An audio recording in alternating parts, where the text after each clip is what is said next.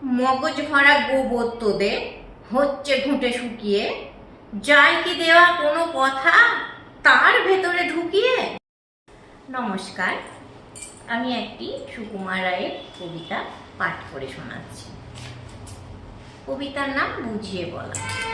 ও শ্যামা দাস, আয় তো দেখি, বস তো দেখি এখানে, সেই কথাটা বুঝিয়ে দেব 5 মিনিটে দেখে নে। জ্বর হয়েছে? মিথ্যে কথা, ওসব তোদের চালাকি। এই যে বাবা চেঁচাচ্ছিলি, শুনতে পাইনি কালাকি। মামার ব্যামো বদ্যি ডাকবি, ডাকিস না হয় বিকেলে। আমি বাটলি দেবো, বাঁচবে মামা কি খেলে।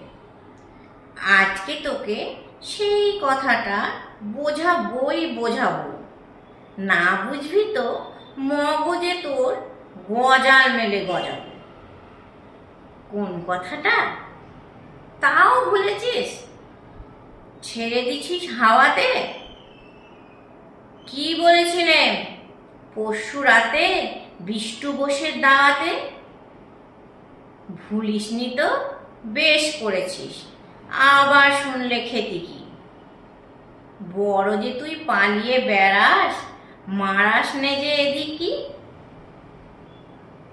বলছি দাঁড়া, ব্যস্ত কেন, বস তাহলে নিচুতেই। আজকালের এই ছোকরাগুলোর তর সয় না কিছুতেই। আর দেখ, বসলি কেন, বইগুলো আর নামিয়ে। তুই থাকতে মুঠের বোঝা বইতে যাব আমি। সাবধানে আন, ধরছি দাঁড়া, সেই আমাকেই ঘামালি। এই খেয়েছে, কোন আক্কেলে শব্দকোষটা নামালি। ঢের হয়েছে, আয় দেখি তুই, বস তো দেখি এদিকে। ওরে গোপাল, গোটা কয়েক পান দিতে বল খেদিকে।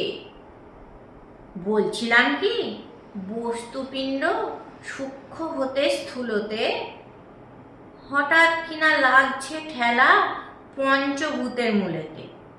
গোড়াই তবে দেখতে হবে কোত্থেকে আর কি করে জমে সেই প্রপঞ্চময় বিশ্বতরুর শিকরে।